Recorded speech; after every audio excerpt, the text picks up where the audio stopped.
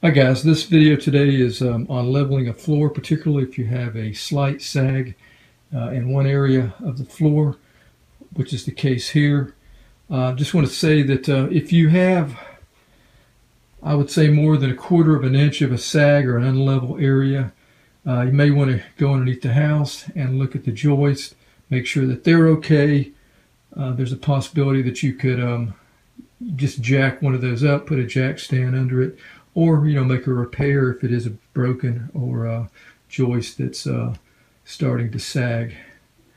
Also, if you've got a sag or an unlevel spot more than, say, 1/4 of an inch, this is probably not going to work as well. But for some place like we have here, where it's just old over time, people standing, walking through, the area, and it's just kind of created a sag, and you're wanting to maybe put another floor down, which is what I'm going to be doing here. I'm just going to be resurfacing the floor that I have here. This may work for you, so let me kind of show you what's going on here. Okay, what I've done here is I put these squares down, these self-adhesive vinyl squares, about 15 years ago. Now, I was a little bit aware of the floor wasn't completely like it should be at that time, but I was in a hurry, so I went ahead and just put them down. Didn't really know what to expect. Well, over time, you can see that they've cracked, and it's really because the floor is just not even. And so I'm going to be upgrading to another commode, so I decided to go ahead and just resurface all of this. I'm going to, the wood underneath it is still good. It's still good. I thought maybe I saw some of that. I think at one time I even used that self-leveling cement. I know I did. I thought I did over another section, but I see some of it right here. But anyway, that's something you can also look into. But this video is on a really simple way to do this, and I want to show you what I've got laid out here. So I've got a level here, and I've got it going from there to there on the end that I'm going to stop working at. And you can see that it is level. And okay, let me try to get a better angle of this. All right, I'm going to stick a screwdriver there. You can kind of see. That's kind of what we're dealing with. So I'm going to go to one end. I've got a marker, and I'm going to mark it right where that, about an inch before the gap. And I'm going to do the same on the other end. Right where it starts becoming flush, about an inch before that. I think about right here. Okay, I'm going to move the square about another 16 inches or so over here, 20 inches, and do the same thing there. All right, so I moved the level down about another 20 inches and made my marks again.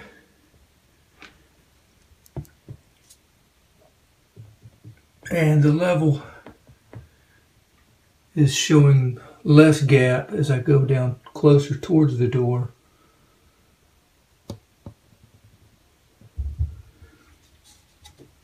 And I went ahead and made my last marks here, and notice that it is getting even better down here. Not much of a gap at all. Okay, let me show you the underlayment that I'm going to be using. Try to fill these gaps in. First, let's look at the underlayment SELITAC. I believe that's how it's pronounced. And this is a underlayment that is used for laminate flooring, like you see here. You can see how they're doing it there. Now this is a 2 millimeter thickness,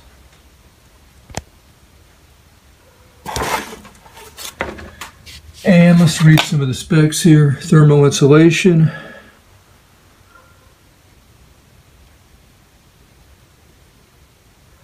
And that's important there. Moisture protection. Cuts really easy. You can just use cheap household scissors. Cut it without problem.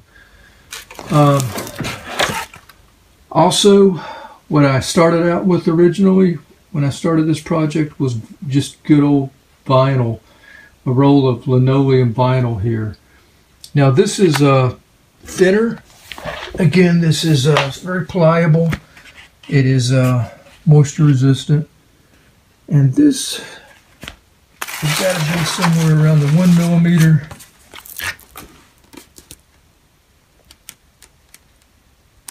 Maybe 1.5 millimeters.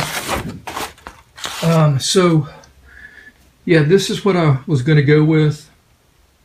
I couldn't find a roll. This is the only piece that I had. Needed more to layer, and so went ahead and picked this up since I couldn't get the linoleum roll. So I'm going to go ahead and cut a piece of this SELITAC underlayment first and put that in place.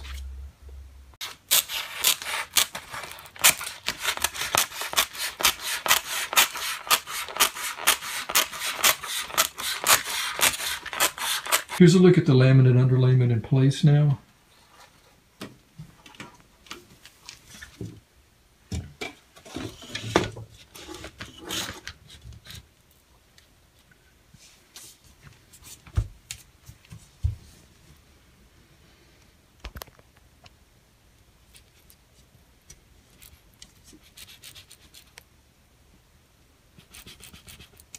It's getting better.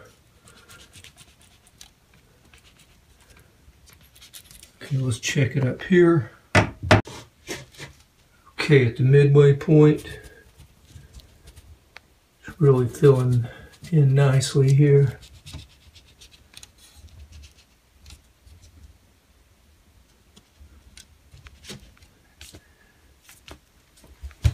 And I would expect at the door up here it even gets better.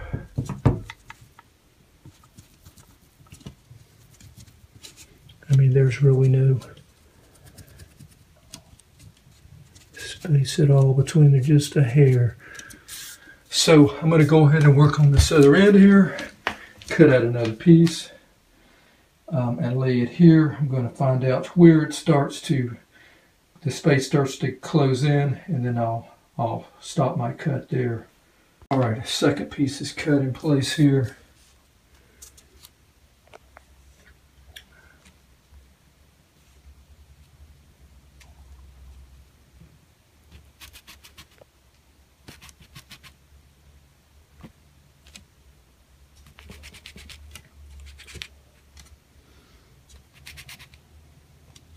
Much better.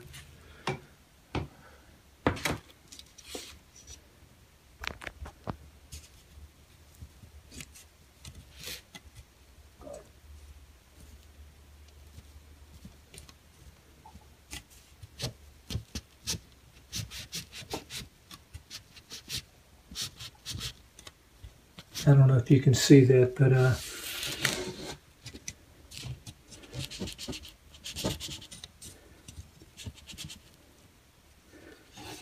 and I don't think I'm going to need to extend it anymore, so I'm going to eyeball it one more time off camera, but I think that's the only underlayment that I'm going to need. And then I'm going to put the vinyl on top of this. The vinyl is about 1 millimeter, and so that should even fill in anymore, especially around here and over here. Back here at the door, it's really pretty good. So let's put that down, and let me, like I said, eyeball this a little more, and then we'll move forward. Okay, everything looking really good. I'm moving on now with the pre-cut linoleum vinyl. This was from a roll. I had cut this out last night, and I'm putting that down. You can see that it's creased, but that's going to be okay because I'm going to be putting plywood over all of this. Feels really good. You can tell that this underlayment, both of these underlayments would actually absorb any kind of shock or force. So now let me go ahead and put the plywood down, let you get a look at that. And here's a final look with 2 pieces of plywood. I've just cut these and placed them in position. I haven't nailed them down yet. I did not nail the underlayment down at all. I will be nailing the plywood down. Just want you to take a look at how they go together really nice here.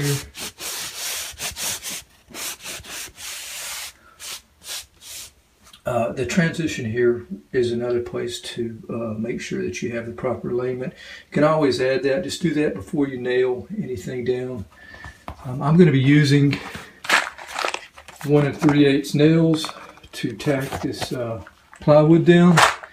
And then after the plywood is nailed down, I will be using the self-adhesive marble vinyl pieces here. I'm going to cut these in squares, and I'm going to be using grout for this, so maybe I'll get a look at that later. But anyway, I guess that'll be it today. Hope it's been helpful. If you're trying to fill any gaps or trying to fill a sag in your floors, again, using vinyl, the vinyl linoleum roll, or also using this SELITAC underlayment, and maybe even use them together like I did. Thanks for watching the video. Until next time, have a great day out there, and take care.